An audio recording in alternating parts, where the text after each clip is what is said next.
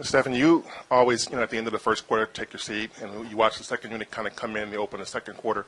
What did you see from those guys tonight in terms of what they did to kind of change the game a little bit on you?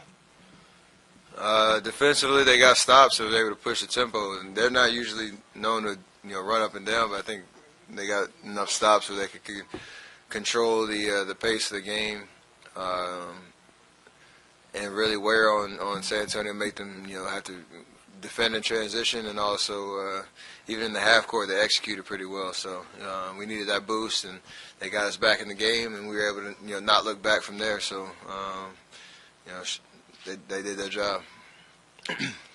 Steve always credits the players for a talented roster for whatever he accomplishes, but 250 wins in 302 games, and he also credited Luke for some of those. But what does that mean and say about the way he's embraced this coaching thing? I mean, obviously, he made the right decision at the beginning.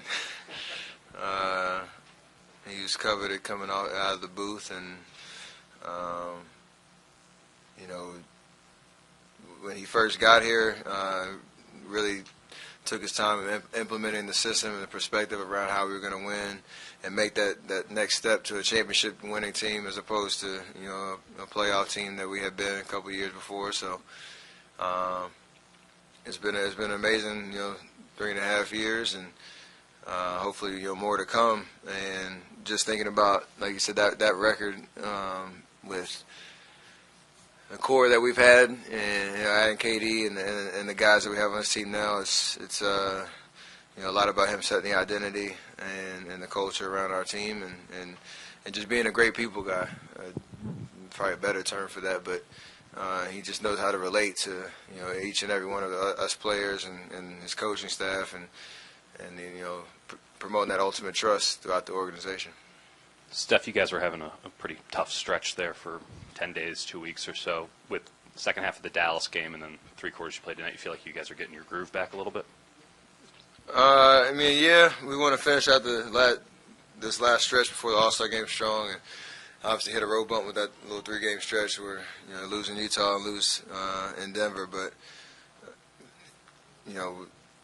just trying to find a little bit of mojo, a little bit of a positive vibe, and I think we've upped our intensity and our focus and our just attention to detail on both ends of the floor. And obviously, it's not always going to be pretty. I think we played decent in the first quarter tonight, but they just made some tough shots and came out with a pretty strong punch. But that's what great teams do. They're San Antonio team of years past. So you gotta just stick with the program. Over 48 minutes, we figured it out. Excuse me. You came up limping. I think it was late first quarter. And I'm stayed fine. in. I'm fine. You good? Yeah. All good. What was it? My ankle, but I'm fine. Okay. Yeah. Steph, is it surprising that David West does what he does with the level of consistency that he does it night after night? No, because he approaches every day with a passion and an energy and professionalism. I think his reputation everywhere he's gone in this league, it's just everybody talks about how much he cares about everything that happens in the locker room, in the weight room, practice, in games, and he brings that that intensity every night. So I think he has a little bit more juice when he plays his former teams and likes that competition, that battle. But anybody that has had the career journey he has and brings that effort every day and pushes himself is the reason he's still doing what he's doing and helping us every single night. Steph, Clay made a huge dunk in the transition. Do you feel surprised? No, I've seen him. I've thrown a couple alley-oops to him. I've seen him do that before. I think he actually might have dunked on KD back in the day.